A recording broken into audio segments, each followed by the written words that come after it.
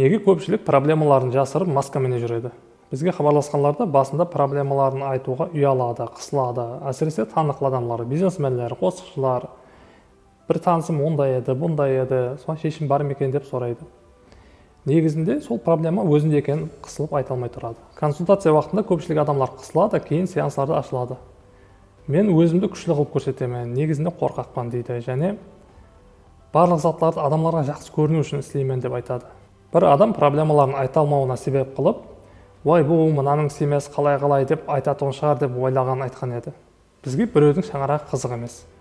Күнделікті жұмысымыз сол, машқаласы бар адамдармен істесу. Ата-анасына өлім тілеп жүргендер, шаңырағы ұрыс биікке бөлініп кеткендер баршылық. Зорланған, хорланған, таяқ жеп өскен, зұлым көрген, һәм басқа да қиыншылықтарға ұшырап жүргендер көп. Сіздің жағдайыңыз бұлардың қасында ешзат емес. Проблемасы жоқ адамның өзі жоқ. Проблемалардан қашу яки ұялу емес, оның шешімін тауып құтылу керек. Қалесеңіз, проблемаларыңыздан ұялып, бір өмір маскамен жасаң. Қалесеңіз, проблемаларыңыздан құтылып, бір өмір хәз етіп жасаң. Таңдау өзіңізде.